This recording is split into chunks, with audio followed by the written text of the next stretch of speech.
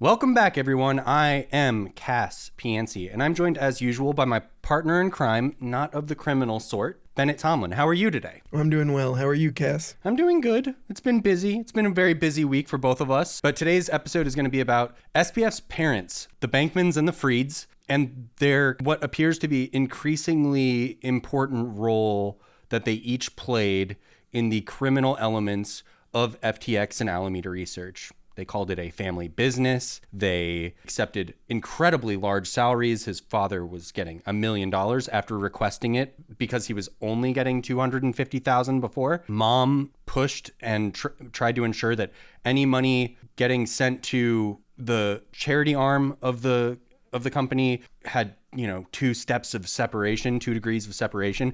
Just really shady, weird stuff going on over there with the Bankmans and the Frieds. But those are kind of vague descriptions of what's going on. Bennett, why don't you walk us through some of the seriously criminal elements and what is happening? There's a decent amount of allegations contained in this lawsuit from the FTX debtors in possession against Joseph Bankman and Barbara Fried that at a high level alleges that they were involved in specific aspects of the business and were closely connected to various alleged criminal acts and criminal acts people have pled guilty to. Starting with Joseph Bankman, he was involved with Alameda Research as early as 2018, which is when it was founded, and stayed involved throughout the entire time. The first several years, this appears to have been relatively informal. He directed FTX towards their first law firm, suggested their first accounting firm, was involved in consultations for hiring of certain executives and things like that. But none of this was documented in any kind of formal way. Eventually, in January 2021, he decides that there should be some kind of piece of paper that describes his relationship with these entities. And so he creates a document that describes his work for Alameda Research and FTX US, saying he's doing a variety of pro bono legal work and consulting work for these entities. What's interesting, of course, is that he was the signatory for the FTX entities and for himself on this entity.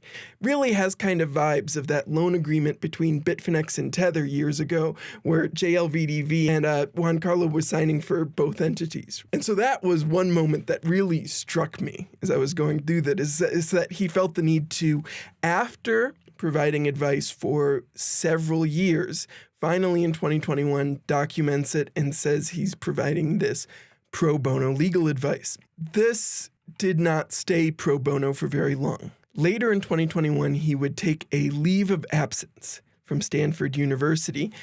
And after he took this leave of absence, he allegedly told an FTX US employee, "I'm no longer getting paid by Stanford because I'm on leave, so you should have me on salary starting December 1st. In December 2021, this is when he finally entered into a formal employment agreement with FTX US, where his nominal title was senior advisor to the FTX Foundation. You said it was $250,000. It was actually $200,000 a year, plus bonuses he was supposed to be getting paid. And this is where we get to the fun part that you made an allusion to before. He went to FTX's head of administration after signing this employment agreement that clearly said $200K, told this person that he was supposed to be getting $1 million a year starting in December, and then he sends an email over to Sam Bankman-Fried, his son, that says, and I quote, "Gee, Sam, I don't know what to say here. This is the first I've heard of the $200,000 a year salary. Putting Barbara on this," meaning he CC'd in Sam Bankman-Fried's mother and his domestic partner to help him deal with this contract negotiations that happened after he signed that contract. And it worked. It worked. Within 2 weeks, Bankman and Fried were gifted $10 million in funds originating from Alameda. Within 3 months, they ended up getting their $16 million mansion in the Bahamas, funded entirely by FTX. And over the period after they got that mansion, they were able to expense something like $90,000 in various other expenses. And before he signed that contract agreement in December 2021, I do want to make clear he was also provided with an option to purchase shares of FTX US and FTX Trading in November 2021. Before he was even employed with FTX, he was getting large options of shares. So yeah, I think that kind of is a good initial overview, and we can get into some of the details he was also involved in, but they were receiving a lot of this type of monetary compensation.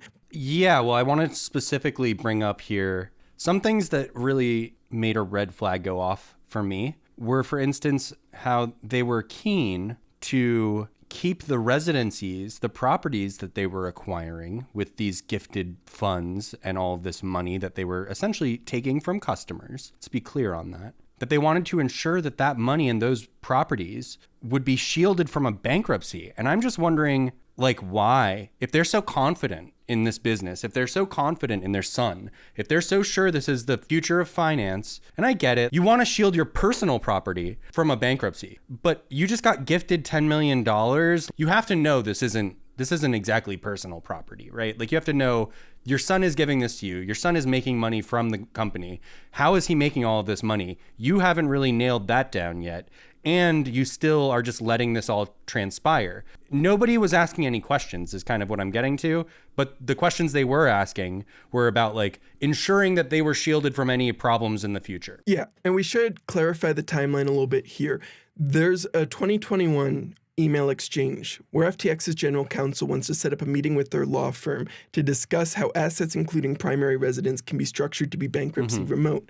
And Bankman quickly kind of responds in this email chain the next day and says, it would be great, all else equal, if we could have the founders put money into property in the Bahamas, and sent them a link to a description of an offshore trust structure in the Bahamas. He then discusses this with a lawyer in the Bahamas, another Stanford law professor, and his brother-in-law, and then ends up saying something we might use when we buy property in the Bahamas.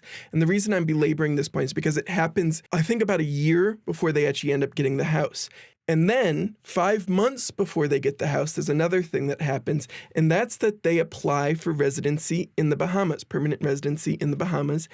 In order for them to get that, there's a $15,000 fee. That's also paid by FTX. And so I think what that kind of shows is this kind of series of planning that went into them eventually getting this mansion. They started discussing how to structure this about a year before, and I don't think they ended up using those trusts, at least not at the time of bankruptcy. They had already gotten their residency months before they got the property, and then they got the property. They wanted to benefit from this. There's no doubt about that. I mean, there is no doubt. I just want to be clear, and we're going to link to the very thorough Protos article that goes over all of this. But it is very obvious. I think before we get to the crux of this, I first want to delve into this a little bit more. So Stanford yesterday decided that they were going to return all of the donated funds from this family, which amounted to $5.5 million, which is a lot. I mean, I know that they get a metric shit ton of cash every year, but the idea that they're getting $5.5 million in a single year from one family, one company, essentially one family. That's how you get your name on a building and stuff like that. So they were donating a ton of money to this educational institution. All I want to say is that I think Stanford is disgusting. I think we see this in a bunch of these higher education, these private institutions, probably equally common in great great public universities as well. But the ones that we hear about are like MIT or Harvard or Stanford accepting money from Jeffrey Epstein or accepting money from these guys. And then, okay, you're returning it. Great. Well, you know why you're returning it? Because you got caught. That's why you're returning it. You're not returning it because you thought it was the right thing to do. Now that it's all coming out in these court documents, Stanford's giving the money back. They didn't do it 1 minute before that happened, though. Isn't that interesting? And I think you should get into kind of the details of those donations, which there were many over this period. But what a nasty way for a university to operate. I think the elite private colleges are at a special risk for kind of this because so much of their existing structure is based around taking in cash and converting it to some vague elite authority. Speaking specifically about the donations from FTX to Stanford that appear to have been directed by Joseph Bankman, there was one that came from Paperbird directly to Stanford University. And this one was interesting because there was a lot of discussion about which entity to use. And what Bankman ends up saying is that he thought it should come from Paperbird, which was one of the entities that Sam Bankman-Fried owned that held most of the stock for FTX that investors were buying into. The corporate structure of FTX is a mindfuck. But this shows Bankman was aware of parts of the mindfuck. He says Paperbird can use the deduction. And when he discusses alternatives, he says we can have another entity loan Paperbird money, but that requires some paperwork. Eventually, they get it all sorted out. FTX transfers money to Paperbird into a newly set up bank account, which immediately sends that money on to Stanford. There was another $4 million donation to a Stanford fund for pandemic preparedness that he described as pretty much a no-brainer. Bitcoin were transferred from Alameda Research's FTX account eventually. There was another series of donations where it was proposed that they give $1.5 million from the FTX Foundation to Stanford College. However, the initial $500,000 for this came from an Alameda Research bank account, and the second $500,000 came from an FTX US bank account. There was another donation they did for a Stanford blockchain conference so they could sponsor it. That one was only $10K. But again, it kind of points towards how Bankman saw these entities as interchangeable. He said 10K is so little it doesn't really matter. So if we think that having FTX US is easier or safer for some reason, we should just do that. And what's most interesting is you talked about your name on a building, and there was a Stanford University employee who provided comment as part of this lawsuit. And this Stanford University employee apparently says that internally in Stanford, these donations were categorized as directed by the Bankman-Frieds. And like when they specifically got the big $4 million pandemic preparedness donation from Alameda, this person even reached out, should this one be categorized like the rest as from you all, or is this one somehow different? And so, yeah, I think that those donations kind of point towards how they were specifically using these commingled customer and client funds from across all these different entities in this self-promotional activity of giving these donations. Yep. There's more to where this money went, how much was spent, why they were in control of this. But I think the question that everybody wants to ask and is wondering about is, how are they not being criminally charged with anything yet? And will they be? I think we should hold off on that question for just a moment, because I want to talk about how Joseph Bankman also made sure other people he was related to and friends with got paid while he was in this position, because I think that's kind of fun. They talk about one example where he got a Stanford law student a free trip to the French Grand Prix, tickets to the race so they could go and visit that. But I think the more interesting one was a hackathon that they had planned that was run by his sister, Bankman-Fried, Sam's aunt. They hired her at a rate of $14,000 a month to prepare the FTX $1 Million Hackathon and Crypto Summit held at the Miami Heat Arena, which was the one they put their name on briefly. They spent a total of $2.3 million on this event, which was attended by 1,200 people. They were spending crazy amounts. They said she was authorized to spend, like, without a budget, whatever it was needed to get this event done. There was so much of this kind of like self-enrichment here that we'll get to your question as to how are they not being criminally charged. That's just grift. Yeah, obviously. The other person we need to talk about, of course, is Barbara Fried, Sam Bankman-Fried's mother, and her specific role. She, as you alluded to at the very beginning of this episode, described herself as her son's partner in crime of the non-criminal sort. And Sam made sure to sing her praises to his team, making known to her that he intended to rely on her direction regarding who to give to, how much to give to, and how it should be disclosed, and told them that it would be good for them to follow her advice as well. And what seems really interesting is she seemed to have a great deal of control. The lawsuit even alleges she was able to unilaterally commit funds of Sam Bankman-Fried's to her political action committee, Mind the Gap. Meaning, without Sam's authorization, she was able to take Sam's money donated in Sam's name to her political action committee, which is a great deal of trust. And even inside her own committee, when she had to talk about some of these donations, she would say things like, I don't know exactly what interconnected entity he sent the money from, but the business is real and revenue generating, which again, I think points towards kind of the interchangeability of these entities for these folks. What I think really gets interesting is Nishad Singh, who has already pled guilty for conspiracy to defraud the Federal Election Committee, as well as a variety of other conspiracy charges. He was one of the people who appears to have served as effectively a straw man donor for Sam Bankman-Fried, and was advised in this process by Barbara Fried, Sam's mother. At one point when they were discussing donations to her organization, Mind the Gap, and she suggested that now that my connection to Sam is publicly known, because we don't want to create the impression that funding MTG is a family affair, as opposed to a collective effort by many people, including some mystery guy Nishad Singh, which is when she was suggesting that on their end, they would prefer if his name was the one that was donating to Mind the Gap instead of Sam Bankman-Fried's. And similarly, she was worried about a lot of their political donations. There's a really telling one where she's warning him in an email. One of these days soon, some reporter is going to think to look more closely at FEC reports, do a search for donations by company, and just reframe this as the FTX juggernaut rather than the SBF juggernaut, or even worse, suggests you are using Nishad/Carolyn as fronts. And again, later, just the last one to really put kind of a cherry on top of her seeming knowledge of some of the criminal acts that Nishad Singh has pled guilty to. She said, "I would counsel strongly against giving in a disclosed form under your own name," and continued further in that email, "You could get Nishad or Carolyn to contribute to the PAC some of the total amount you are willing to give, but that has its own costs and risks." And I think this, as well as some of like the more specific tax advice that Bankman was giving FTX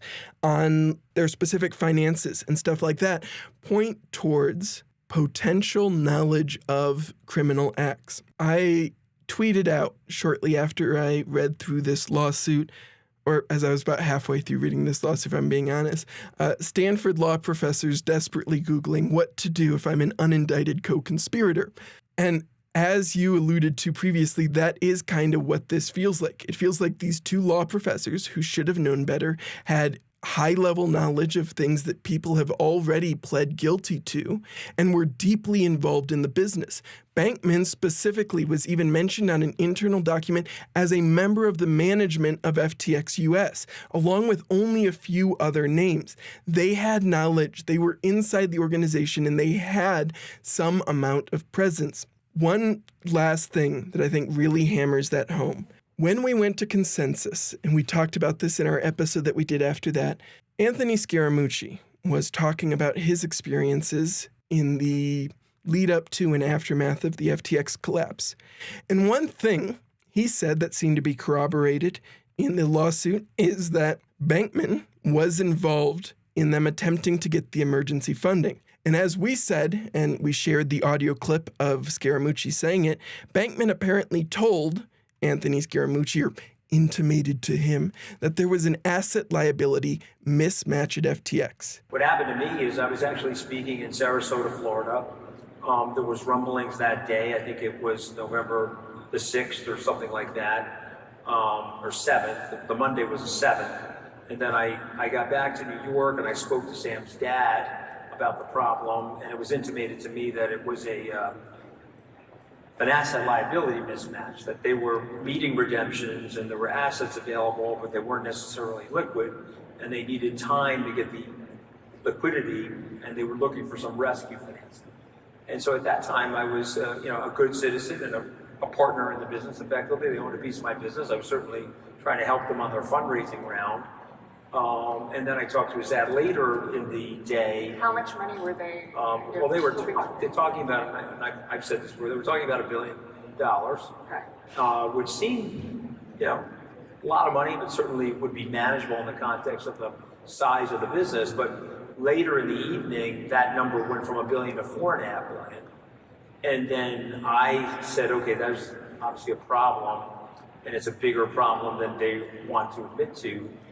And so I made the decision that evening. I got on my phone, I booked myself a JetBlue flight down to the Bahamas, and I wanted to see for myself what was going on. Listen, I put my name and reputation at stake. I introduced Sam to a lot of people.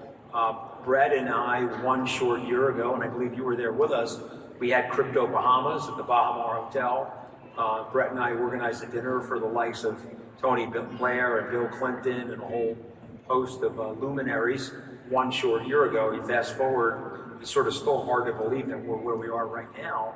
And so I needed to see it for myself. And so I went down there, and I would say that the war room was despondent. And this was an exchange that should have no duration issues. That means for at least several days before FTX declared bankruptcy, at least according to Scaramucci's version of the story, and the lawsuit also alleges he was down there and part of those talks to get emergency fundraising, he knew FTX was insolvent. Yep. I don't know what's going to happen, right? I want to clarify, as usual, that we're not lawyers. We don't pretend to be. We aren't going to suggest that we would have any better idea of what's going to happen with any of this than anyone else. What's being described sounds like fraud. It sounds like a breach of fiduciary duties. It sounds like fraud. It sounds like criminal. And I don't know how that plays out. We're going to get an idea based on how the co-defendants in the FTX Alameda stuff who have already pled, what happens to them? I don't know yet. Nobody knows. I can presume they're going to get a lot less time than SBF. I really believe that. I don't know if it'll be true. We're going to find out. My belief is strongly that they will see a significantly less amount of time in prison if they get prison time at all. Outside of Sam Trabucco, who we still haven't heard from, I think when he does decide to appear, will be doing a lot of time in prison. We should add, in the interest of journalistic fairness, that lawyers for Joseph Bankman and Barbara Fried issued a statement to several outlets where they say, these allegations are nonsense. That house we lived in and referred to as our house and that was paid by FTX funds was in no way criminal or fraudulent, yada, yada. And then they throw in some stuff about how John Ray is wasting all this money and this is a distraction. This is meant to inflame people right before our son goes on trial. And so some version of that is their statement, and that's the liberty I'll give it. And we've talked about this before as well. They already put it down in writing. They can say whatever they want now. I don't really fucking care if they deny it. You sent the emails, guys. You sent the emails. You literally put it in writing. The one thing you shouldn't do. Out of context, Cass. Yeah, out of context. My fat ass, dude. We've said it before. I don't know. If you're going to do crime like this on this level, if you're going to be doing, moving tens of millions, hundreds of millions of dollars at a time in the name of, crime. I mean, sorry, not of the criminal sort. But if you're going to be doing this, don't write it down. It's super simple. Do a phone call. Why wouldn't you do a phone call instead? Idiots. You guys are law professors? Are you? What if the lines are tapped? Right. I don't know, man. These guys are law professors. It's hard to believe, but it makes you question everything. And this is the last point I want to make. It makes you question everything. These guys had crazy reputations in Silicon Valley and the education world, right? Upper education world. They were well known for their essays and their statements about tax law and Fried particularly about criminals and treating them correctly and all this stuff. It didn't take that much money for them to completely give up their reputation and do the exact opposite of what they'd been teaching for decades. That's crazy. And it's not just them. And I hope people realize that. It just makes you question everything so much more because who are you going to rely on now? People are going to throw away their decades-long reputations in academia and everything that they once stood for some millions of dollars and some property. I mean, that says something. And I don't know if that's an American societal issue, if it's a global issue, I don't know, man, but it's troubling to me. There's certainly issues with many of the elites in America. I think both Joseph Bankman and Barbara Fried spent a lot of time around people who were richer than them, who they thought they were smarter than, and had at some level a belief that this was finally their chance to be both smart and rich. Warped and sad. And certainly a statement on the way academia, higher education in America works, especially at these private institutions. It's super sad and super corrupt. And if you want to stop that, if you want to do something about, if you want to do something to stop this kind of gross academia stuff, this fraud, donate to Castcoin, guys. It's super simple. Anyway, I think that's going to do it for this episode. Remember, hit the like and subscribe button and all that stuff. I hate it when people say it, but I know I have to. Thanks for listening.